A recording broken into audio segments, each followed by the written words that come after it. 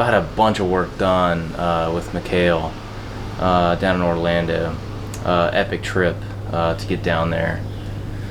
Drop off the car for about 2 weeks and did a ton of work I wanted to do, but you know, at the end of the day, didn't really have time or knowledge to do it. It probably would have taken me way too long, and I probably would have done so much more while you're in there. Anyway, so happy that, you know, I had the funds to do it and that he was able to squeeze me in. Down there we did timing chain, rod bearings, a couple other while you're in there. It's water pump, got a white reservoir tank for the coolant. We discovered, total Vanos overhaul.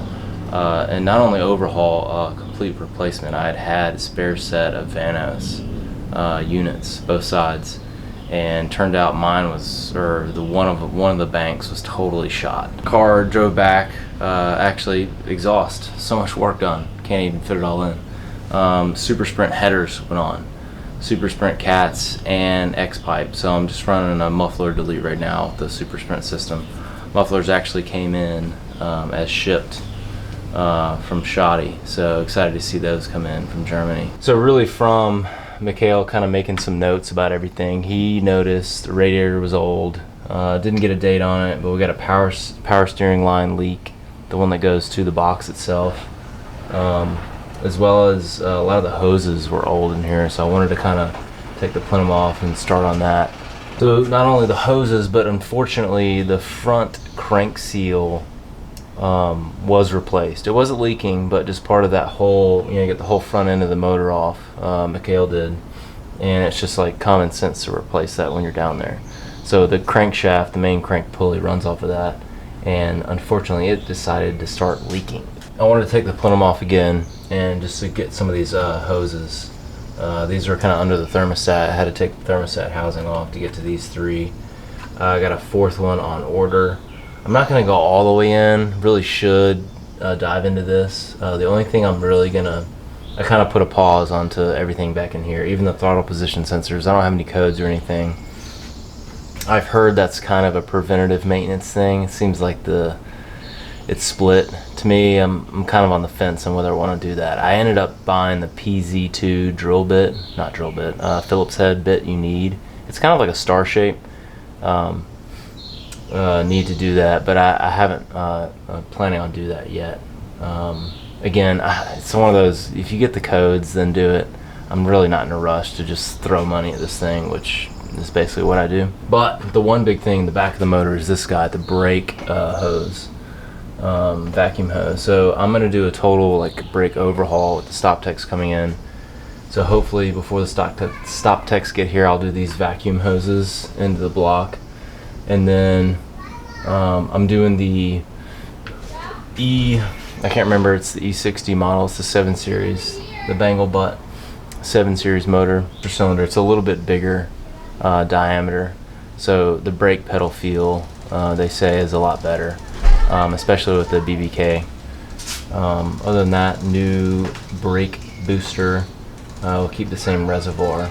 Also got a new BMW diagnostic computer, so I'm going to run InstaPlus to bleed the braking system. So the idea is to kind of do all that before the BBK gets here, so it's kind of like ready to go. You know, I won't have to mess with anything from the top side, if you will. It'll just be all, you know, just focus on the brakes and mounting the calipers and then bleeding everything. Yeah, that's it. That's like a really quick update. Lots going on. It's exciting. It's always a pleasure getting into this motor and messing with it. It's unfortunate because there's so much plastic and rubber, you know, that's 20 years old, but I really like the design of this thing, and that's frankly one of the big reasons why I bought it. Let's back up, because that crank seal really bugged me. So I went on a mountain run actually when I got the car back home and noticed the oil was leaking. I was pretty upset, right? Just having all that work done, and now I've got an oil leak. So I went looking and I really couldn't find it. I thought it was the oil pan. Thought maybe it could have been the O-ring, the crank seal. And it turned out to be, after cleaning it really good, inspecting it, it was the crank seal. After looking thoroughly over it, I didn't see anything particularly wrong with it, but it had to come out. So I got my pick out, and the pick broke off inside the crank seal. So I ended up getting the screw and able to pull it out that way.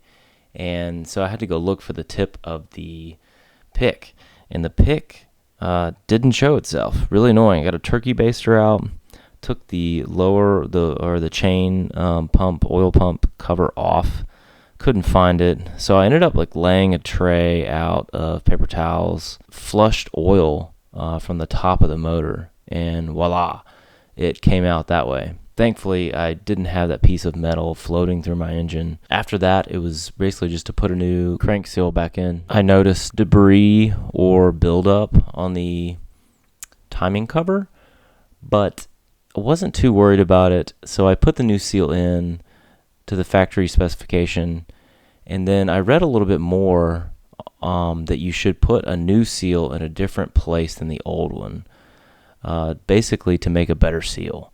So I pushed it in about 1 millimeter further using a very crude tool I mocked up, and that worked. No more oil leaks. Next up is the crash support, or the radiator support. So this was tweaked.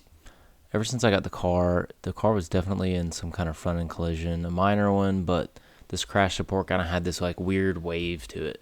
So talk about it while you're in there. So while I was in there, replacing the radiator, I knew that I wanted to replace this. A new one was probably, I think it was $500, but I opted to venture out to a Junkyard, which I haven't done in forever, which was amazing. I totally forgot about Junkyards. And I just pulled one off a regular 5 Series. It was in kind of rough condition, but I was able to clean it up, paint it. So this is just me removing it. Support is out, and one of the big reasons, not necessarily saying you should do this, but to do this, see this, all this crap in here, and it's just caked on. That's right behind where the fan rotates. The airflow is getting on there. It's just like packed junk. So part of this is just gonna have to be cleaning this out. All kinds of bugs and crap, leaves. No big deal. It's really easy to come out and transfer everything over to the new one. That won't be fun, but before I do all that, it's raining like crazy out there. I've got to paint that sucker, so it won't be a minute. Pro tip for older BMWs, especially if your car is overheating and it's got some age to it, is to do exactly this. Now, you're not going to typically have the crash support out, but if you're changing the radiator, it's a good time to try to get in here and get all this leaf and just junk, funk. I found feathers, rocks, all kinds of stuff. So I had a couple different methods. Use that shop vac that I love so much that y'all saw, that garage vac, wall mount, and an air compressor, and kind of hit it from both sides. I was pushing air through one into the hose, and then I got even crazier with a pick. So that's the AC condenser there. There's also a power steering cooler behind that, but I got kind of crazy with the pick, and I started like aligning the fins. It was kind of therapeutic, I think is what I was saying at some point. I told myself I had to stop, but not just like aligning the fins. There's a bunch of rocks wedged in there, so I don't know, it made me feel good to get them out. Well, I don't always do this in a project like this with so many parts and pieces, and me taking, an hour here and there throughout the day to do stuff. I have to bag and label stuff. There you go. Great idea. Should be sponsored by S.E. Johnson. Kind of, man. Pork, if you know what that is, Pork chop hardware, core support hardware. I just do this and then like chuck these bags and then later come back and still don't know where they go. Next up is my little helper. Got her to undo some things, basically transferring over, taking apart all these parts that were going to go on the new core support, and comparing the two, seeing what was bent. These are trim tools.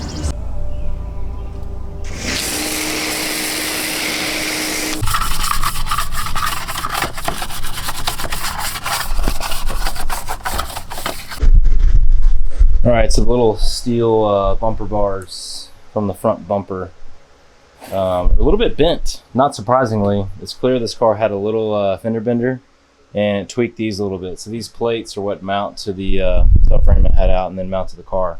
So I'm just trying to bend these back. As you know, must-have thing in the garage is a vise. And the more and more you work with things, I mean like literally anything, the more and more you love steel. Steel is awesome. I'm just bending it back and it's like no big deal. So it's like this plane needs an adjustment here.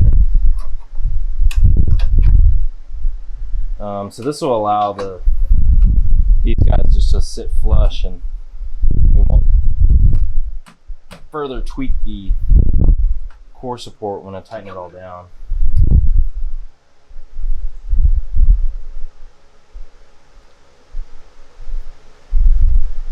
Pretty good. CSF Radiator. Didn't really talk about this, but this piece was so nice. It ended up not working out for me. I'll explain later. But getting it in, I thought the fit was really great. Really tight fit. That AC condenser hose on the side, you kind of had to finagle, and getting those little rubber footings set right took a bit. The fit is really nice. So there's these rubber little seals. Actually, I think I'm missing one up top right here. Right here, it like just fits over like a really nice friction fit from the radiator to the condenser. And then getting those little rubber like puck things in to seat this little keyed footing was the only difficult part, but it's nice having fresh all aluminum stuff in there. Next up was the hoses. Pretty straightforward. I really like the design of the upper and lower hoses, how they attach to the radiator. You get that little positive snap ring that just pops in over it.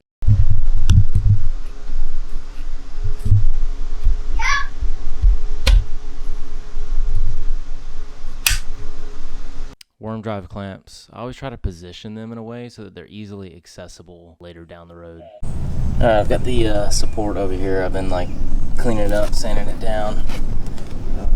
Really just getting it prepped for paint. And the sticker, it was like the refrigerant warning sticker or label or whatever. Look at this. I had to sand on it to get it off. So sand it through to the metal. Still got a little bit of adhesive right there, but I actually like this one that it doesn't have all the stickers. It didn't have the HIDs or the oil sticker, which I'm sure is due whatever it being just a regular 6-cylinder. Anyway, I'm kind of excited that it's just going to be clean, no stickers. So I'm going to disappear for a minute and prep this for paint. I don't think I can paint today because it's just too humid and wet out here. But if anything, I'm just going to get it prepped, ready to go.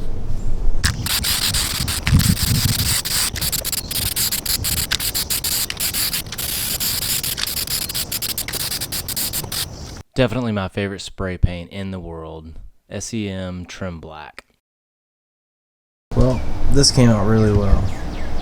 Too well. It's too shiny. No context here, but once I put it, kind of mocked it up in the engine, it was just like, looked like just some cheap brand new part. So I'm actually going to go with that spray paint can right down there. It's like more of a matte satin finish. It's just the regular SEM Trim Black. It looks good though. Overall, the gloss black, same company, SEM Trim Black, looks great.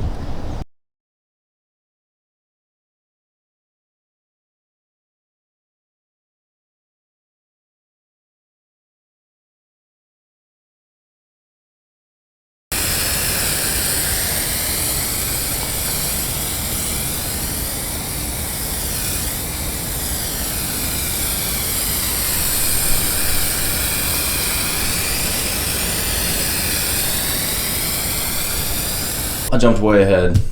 I got it painted and halfway assembled on the car. So I ended up having a lot of trouble with paint and humidity. Paint in 60 to 50% humidity. Anything higher, I was getting weird finishes. I originally painted it gloss black. Didn't like the way it just was taking all the attention up. When in fact, really the engine bay is more of a satin. So this is a little duller than I'd like, but this is the regular trim black from SEM. So it worked out nice. This really needs 2 days to cure. As I was screwing some things in, you can the paint's still a little elastic. So you really want to wait a couple days, but it's fine as long as you're really careful when you're putting your screws in and you're not going to change the location of that screw. Like, I'm not ready to set this one down yet. So I've left it loose because I know as I'm moving this around to get like the final adjustments just right, it'll scratch the paint up. So that's it. Just gonna bolt this back up, and then hopefully we'll get parts. I need parts. I'm still missing parts to finish the plenum. Nothing I can do but wait. Now that this is all back together, we need to align both the hood pins and the hood latch. So there's going to be 3 different points that we need to align. So there's a hood pin and the latch. So one kind of cool thing, I've actually never done this, is this lever sticks through the front grille. It always was rubbing one side. Anyway, you can come in here and adjust that. You just got to be careful because the other thing here is that this hook needs to hit this. You see, kind of hit there a little bit before I had this tucked in. So it's supposed to hit and then actuate the spring and then to fall into there. So ideally you want to center that hook up there with this. So just loosen these and then open and close the hood carefully just to make sure it all lines up. Alright, that looks pretty good. It's like almost in the middle. I'm going to bring it to the left just a touch. So with the headlight removed, makes this a little bit easier. You get to see where that hood pin comes down to the subframe. So with the headlight out of the car, you actually get a pretty good vantage point on where this lines up. Otherwise, you can't really see it through the grill. Anyway, this will allow me to kind of get this thing positioned so it fits into this recess, and you want it to line up with that hole. So with it loosened, you can kind of get it centered and then hold it. So like it's loose. Now if I put pressure on it and then lift the hood, I can save that spot and then tighten it down. So another thing that's great to have the headlight on as far as aligning your hood is you get access to the little bump stop. So I actually raised it up. The hood was sitting too low, but now you can see as it's shut, it is definitely too high, the hood. So I'm actually just going to reach my wrench in here and adjust this and get it flush without having to open and close it 800 times.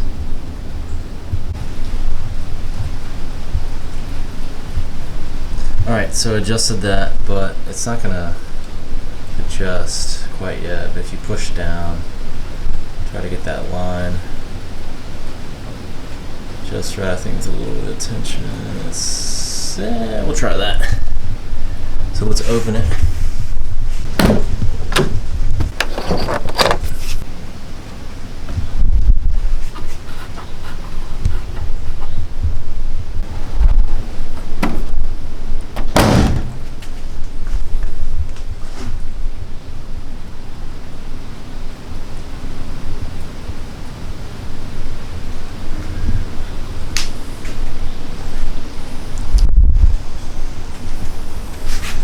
Pretty close. You got to be careful because you can align this edge, but it may be a little different as it goes up the body line. This one looks pretty good. I know my hood was from another car, so it may not be perfectly straight. It's actually a dent right here. Alright, that's pretty good. I'm gonna call it good there. One other little tip is once you lift up on this actually releases the hood from the car, but there's a little roller piece of metal there. Make sure you put some lube on that. Mine was kind of grindy, so I put a little bit of heavy grease on there and it's slick now. So my core support, Junkyard, It had the refrigerant sticker on there, but it wasn't correct for the car, so I took it off. It did not have an oil sticker. I'm a little torn, kind of going this way with SpeedHaven liquid moly sticker, which is exactly what I use. So I love that this was created really just for all of us. But I don't know. I kind of like the clean black look, but this is, I'm going to put it in the correct orientation in the top left over there. And I don't know, I can always take it off if I don't like it.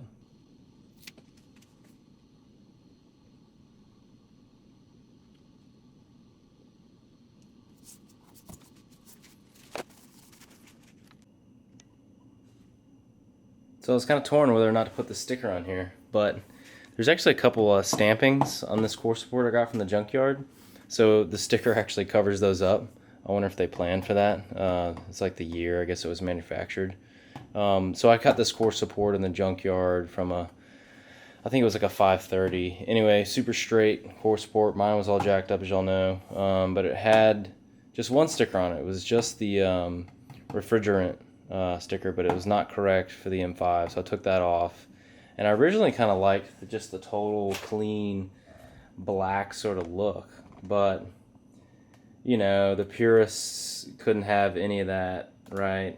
You need the Xenon stickers over here and the proper or whatever 530 sticker here, but this is more correct because this is what I use in the car, liquid moly 1060. So I love Shady at SpeedHaven for putting these together. I bought these kind of on a whim, like I would never use them, but now that I did this project, it like makes perfect sense to go ahead and it's really like putting a modern touch in a way on this car, because a lot of people use this liquid moly oil, and I like that it's all black, and I don't know, I think it fits the part. It fits my car, because my car is by no means a super nice enthusiast example. It's put together, right, with parts from the Junkyard, and it's not perfect. Finally got some distilled water so we can start filling this sucker up. So what I do is I'll take gallon of distilled water, pour half of it in, then I'll take the BMW coolant, pour half of it in, and then I'll mix the two. So from there, I know I've got a 50-50 mix. Here, I'll know I have a 50-50 mix too. Right? Excuse my sandals and socks. Gosh. So from here, I'll know I'll have 50-50. So as I start to top out, you don't have to do any crazy pouring between two jugs of different liquids.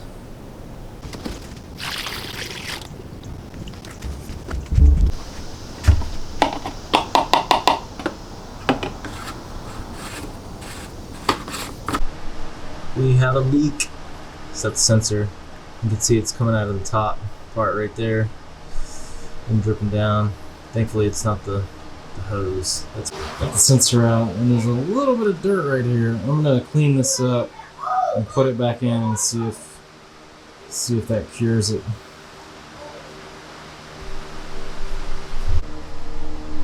Cleaned up, sensor's back in, but I don't trust it. It's gonna need to be watched. Let it sit for a couple hours, see if any of the coolant starts to drain out.